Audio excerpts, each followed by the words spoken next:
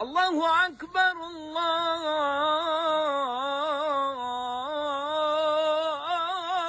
Akbar.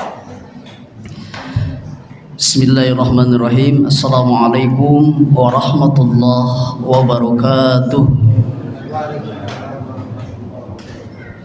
Alhamdulillahi wa kafa, wassalatu wassalamu ala Sayyidina Muhammadinil Mustafa wa ala alihi wa sahbihi ahli sidqi wal wafa, amma ba'du. Hadirin yang sama-sama dirahmati Allah Subhanahu wa ta'ala, suatu hari malaikat Jibril bercerita kepada Rasulullah sallallahu alaihi wasallam. Kata Jibril, "Ya Rasulullah, dulu ada seorang hamba sebelum umatmu yang diberikan umur 500 tahun. Selama 500 tahun itu dia gunakan untuk ibadah dan ibadah kepada Allah tanpa berbuat dosa dan kesalahan. Dia hidup di suatu bukit yang di bawahnya itu dikelilingi oleh lautan samudera. Di tengah-tengah lautan Allah anugerahi satu mata air tawar yang jernih, bersih, yang bisa dipakai untuk berwudu dan minum. Selain juga itu Allah berikan satu pohon delima yang setiap sorenya delima itu berbuah satu buah. Setiap sore dia turun dari bukit itu untuk mengambil air wudu, kemudian meminumnya dan memetik satu pohon delima. Kemudian dia sholat, dan setiap habis sholat dia selalu berdoa kepada Allah, "Ya Allah, matikan aku dalam keadaan sujud kepadamu." Kata Jibril, "Ya Rasulullah, doanya itu dikabulkan oleh Allah. Pada saat dia diwafatkan oleh Allah, dimatikan oleh Allah, posisi dia sujud kepada Allah. Bahkan nanti pada hari kebangkitan, hari dibangkitkannya dari kubur, posisi dia tetap sujud kepada Allah Subhanahu wa ta'ala." Kemudian Allah menyuruh malaikat, "Wahai malaikat, masukkan dia ke dalam surgaku atas rahmatku. Masukkan dia ke dalam surgaku atas rahmatku." Pada saat dia mau dimasukkan ke dalam surga, justru dia protes kepada Allah. "Ya Allah, aku masuk ke dalam surgamu bukan atas rahmatmu, tapi atas amalanku. 500 tahun aku ibadah kepadamu tanpa berbuat dosa dan kesalahan, pantas, wajar aku mendapatkan surgamu. Jadi bukan atas rahmatmu." 3 kali hadirin rahimakumullah dia protes kepada Allah.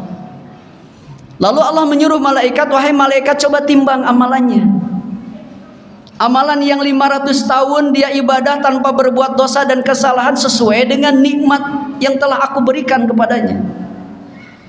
Setelah ditimbang hadirin rahimakumullah, ternyata amalan yang 500 tahun dia ibadah tanpa berbuat dosa dan kesalahan itu tidak sebanding dengan nikmat Allah, itu pun hanya melihat saja.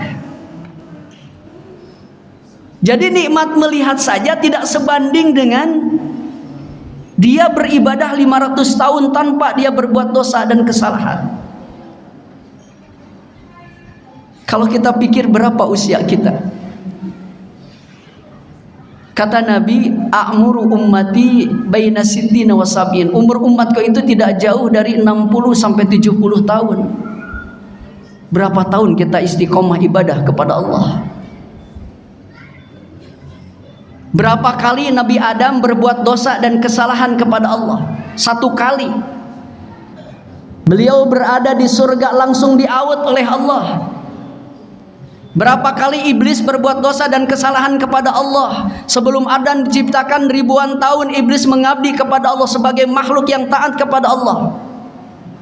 Diaut iblis. Kita, berapa dosa dan kesalahan kita kepada Allah.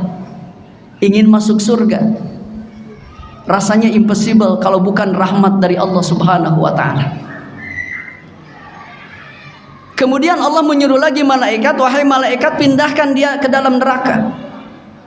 Akhirnya malaikat memindahkan dia ke dalam neraka. Setelah berada di neraka, dia menjerit, dia menyesal.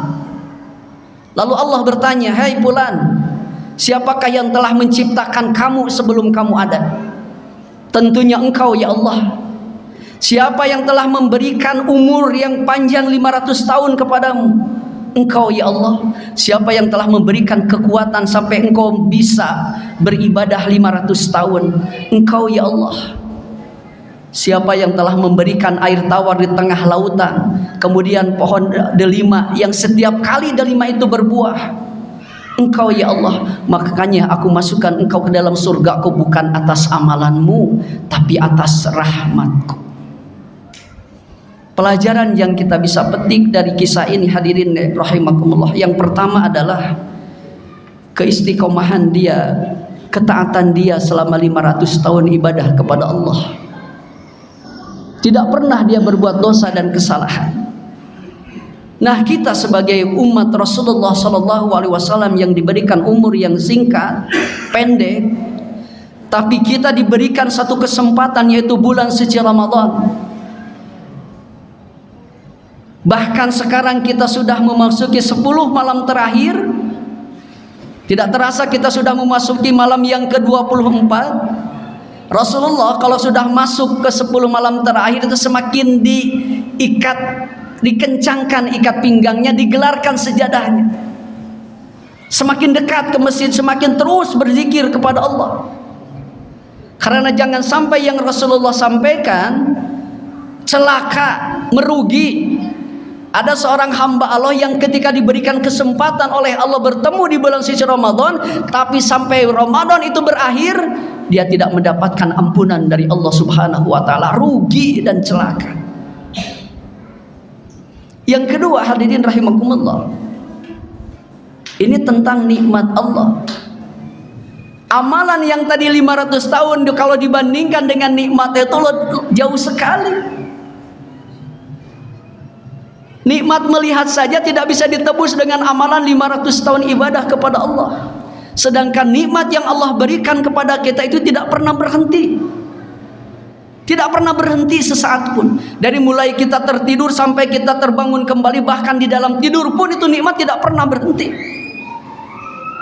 Pernahkah Allah memasang pajak matahari kepada kita hadirin? Pernahkah Allah memasang pajak oksigen kepada kita? Kalau Allah semua beri pajak itu, sanggupkah kita bayar untuk setiap saat atas nikmat yang telah Allah berikan kepada kita? Makanya pantas dalam surat Ar-Rahman hampir 22 ayat Allah menyinggung fabi ayyi ala'i rabbikuma tukadziban. Bahkan 2 ayat terakhir di surat Al-Kahfi Allah berfirman, qul law kana al-bahru midadan li kalimati rabbi lanafidal bahru qabla an tanfada kalimatu rabbi walau ji'na bimislihi madada. Seandainya lautan yang ada di dunia ini dijadikan tinta, pohon ranting dijadikan pena untuk menulis kalimat Allah, nikmat Allah, niscaya tidak akan pernah cukup saking banyaknya nikmat yang Allah berikan kepada kita. Pelajaran yang ketiga hadirin rahimakumullah, kesombongan beramal.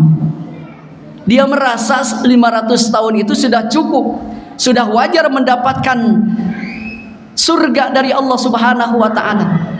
Padahal ternyata ditimbang jauh, itu pun melihat saja tidak cukup dengan amalan seperti itu. Hadirin rahimakumullah, mudah-mudahan kesimpulannya kita semakin dekat kepada Allah Subhanahu wa ta'ala. Begitu pentingnya rahmat yang Allah berikan kepada kita. Apapun yang Allah berikan kepada kita itu merupakan rahmat dan kasih sayang Allah kepada kita. Termasuk kita bisa bertemu di bulan suci Ramadan ini, karena kita tidak menjamin bisa bertemu lagi di bulan suci Ramadan yang akan datang. Ini adalah karunia dan rahmat Allah yang harus kita syukuri. Mudah-mudahan kita semakin istiqomah, kita tunaikan puasa kita ini.